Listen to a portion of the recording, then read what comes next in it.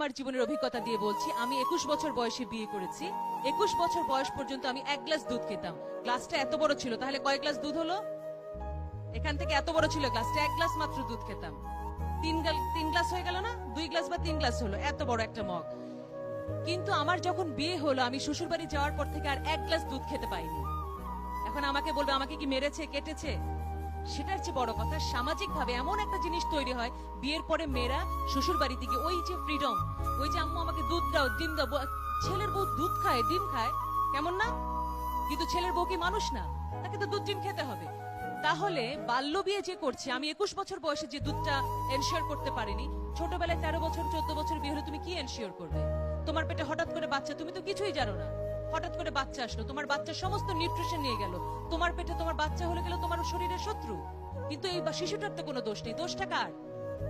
আমি বলবো তোমার। তোমাকে শুধু বুঝতে হবে মা, যে আমি 18 বছরের আগে বিয়ে করব না, একটু বুঝেছো? আচ্ছা, 18 বছর হলেই বিয়ে করবে কে কে দেখি, সাথে সাথে অন স্পট, বার্থডে দিন, বিয়ের দিন না?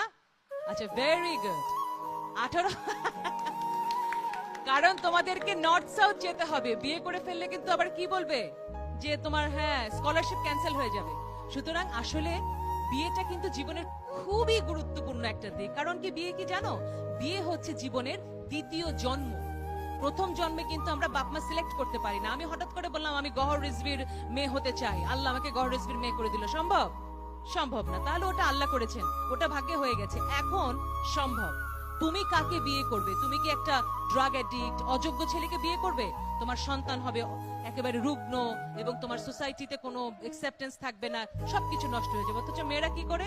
রকে বসে থাকে এক ড্রাগ অ্যাডিক্ট ছেলে দেখে, আহারে, তাই না? অমুকের জন্য আহারে, অনেক মায়া লাগে। মায়া আর দয়া দিয়ে বিয়ে হয় না। বিয়ে কিসে হয়? কেমিস্ট্রিতে হয়। তুমি যেমন যোগ্য, সেই রকম যোগ্য একটা ছেলে তোমার পাশে আসবে, তুমি তাকে উইন করবে, সে তোমাকে উইন করবে।